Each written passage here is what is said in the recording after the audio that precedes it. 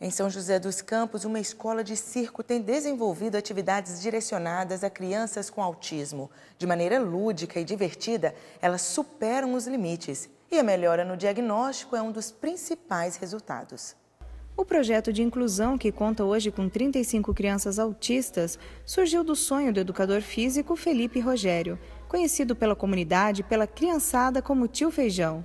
Segundo ele, o sucesso da iniciativa se dá pela motivação da magia do circo. Tio Feijão, como que surgiu a ideia de montar essa escola de arte circense?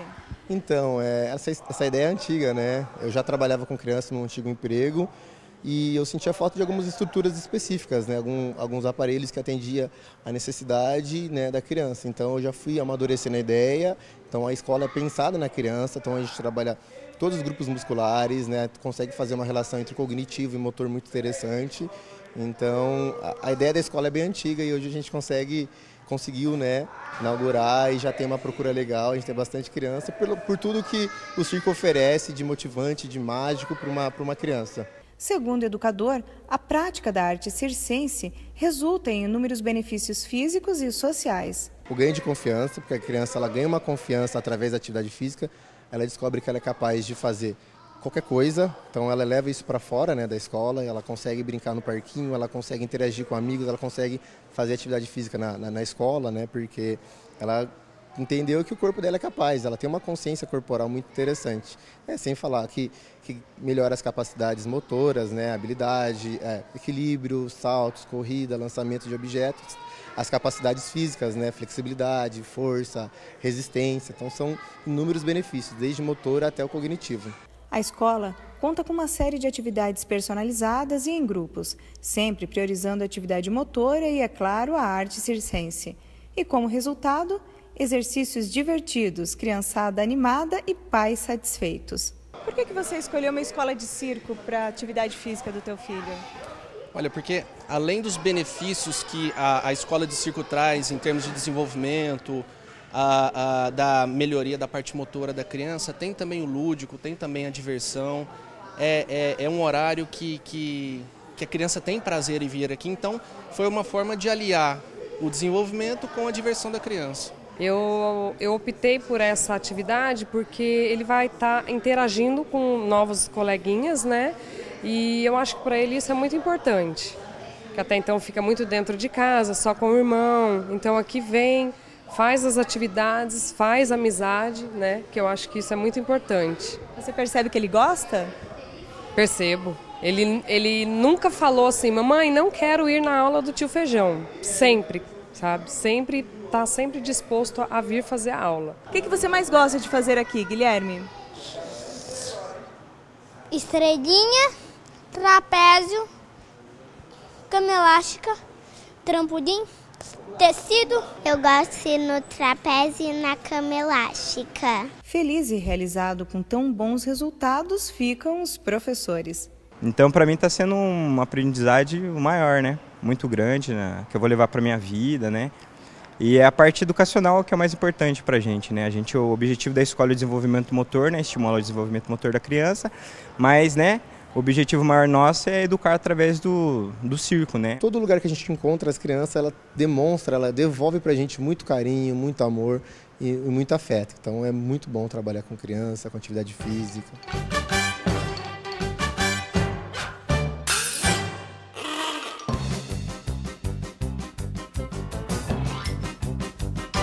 E o que acontece fora da nossa região também é destaque aqui. Vamos para as notícias.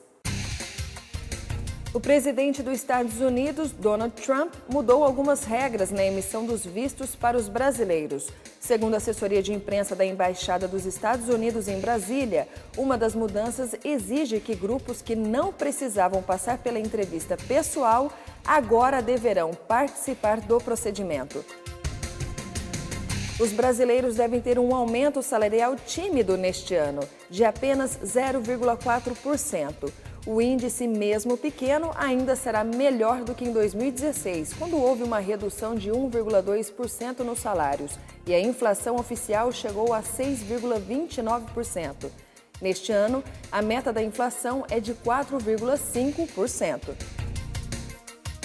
As exportações brasileiras atingiram o maior saldo positivo em 11 anos nesse último mês de janeiro. Foi arrecadado apenas nesse período o valor de 2 bilhões de dólares.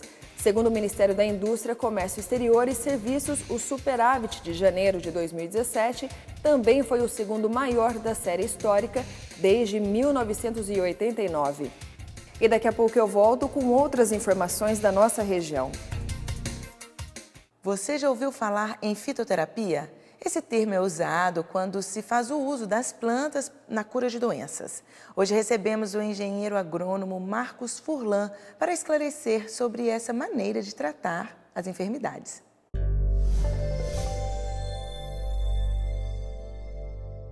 Hoje nós vamos falar sobre plantas que curam, né? E que realmente transformam o processo de tratamento de algumas doenças no BBB, bom, bonito e barato, porque há quem use inclusive essas plantas para efeito decorativo em suas casas. Estamos recebendo aqui o Dr. Marcos Furlan, que é engenheiro agrônomo. Tudo bem? Tudo bem. Satisfação tudo bem. Satisfação enorme tê-lo conosco. Trouxe aqui um arsenal de plantinhas, né, doutor? Trouxe algumas, né, doutor? Algumas, né? E muita gente, ao ouvir falar em fitoterapia, faz logo ligação com poções de chás que são extraídos das plantas, mas necessariamente a fitoterapia se resume em chás? Não, a fitoterapia é um termo oficial, né? Ele foi oficializado, inclusive, pela Organização Mundial de Saúde na década de 70 do século passado. Então, a fitoterapia é quando utiliza uma planta, parte da planta, ou um remédio derivado, único e exclusivamente de planta, para tratamento de uma doença. Então, a fitoterapia é quando se utiliza a planta para tratar a doença. O pessoal às vezes confunde com homeopatia. Uhum. E tem pessoas que têm um pouco de preconceito em relação isso aqui, vou tomar um chá desse aqui, vou macerar essa planta, boldo, né, por exemplo. Aqui nós temos uma espécie de boldo nacional, né, digamos assim. Porque o boldo, o senhor estava me dizendo que o boldo bom mesmo é o que vem lá do Chile, né? E aí as pessoas ficam, mas esquecem que até as drogas alopáticas, né, muitas vezes decorrem dessas plantas que são colocadas como princípios ativos e são lá dinamizadas, né, para chegar a uma potencialidade mais forte do que o simples chá, a simples mastigado de determinadas plantas. Tem algumas considerações que são importantes, né? Existe hoje alguns países, como a Alemanha, que quase um quarto ou praticamente um quarto dos produtos que são utilizados na saúde são derivados de plantas, né? Esse é um dado importante. Os Estados Unidos também tem uma prescrição muito frequente de planta como medicamento. Existe até uma flexibilização do órgão que regulariza nos Estados Unidos para facilitar a utilização de plantas. E muitos remédios, medicamentos eficazes no tratamento de leucemia infantil e outros cânceres são à base de planta. O único medicamento que hoje se utiliza no tratamento de leucemia infantil é a base de uma planta que, inclusive, ela ocorre nos jardins. E outra coisa que é importante, o que acontece às vezes é o início, a base, a informação da planta, né? O famoso ácido acetil salicílico, do AAS, é derivado de uma planta lá da antiguidade que chamava chorão.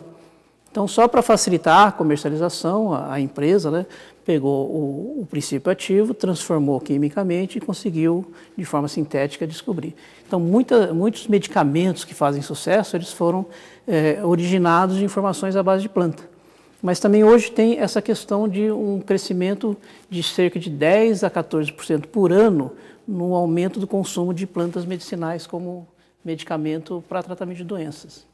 Eu tenho uma impressão, né, de que muita coisa que se relaciona ao preconceito também está por trás aí a indústria farmacêutica, que tem interesse de vender o produto dela, né? E aí desqualifica um tanto esse tipo de emprego para a cura, que vem lá dos nossos pajés, né, daqueles que não tinham conhecimento escolar, mas tinham o conhecimento da escola da vida, aplicando e curando através desses princípios. Né? Inclusive o Brasil tem uma grande qualidade, que a gente é originado de várias etnias, de várias origem. Nós temos um conhecimento muito grande europeu, nós temos muito grande afrodescendente, né, dos afrodescendentes que trouxeram para a gente. Os orientais hoje contribuem com uma informação muito grande. Então o Brasil, além de ter uma das maiores biodiversidades do mundo, né,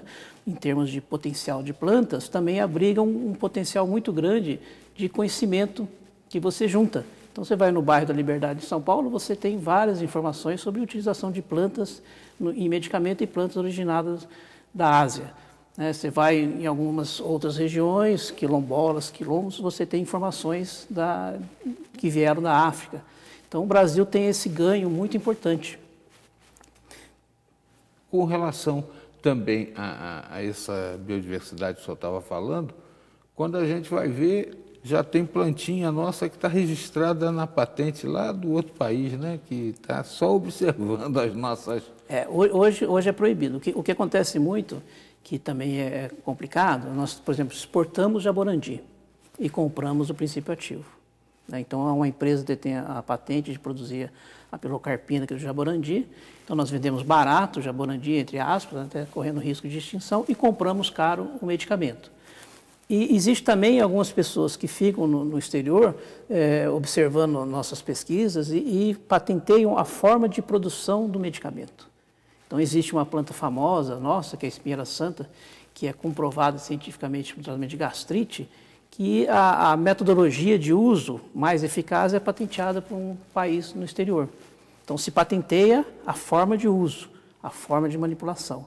É proibido hoje a patente do produto vegetal. Eu vou, inclusive, lhe pedir para aprofundar um pouco mais essa história do uso da maconha para cura, ou pelo menos para aliviar, né, sintomas de epilepsias e outras doenças. Está muito em voga atualmente, né? E vamos tratar desse assunto aí, de outras coisas importantes da nossa biodiversidade. Já, já.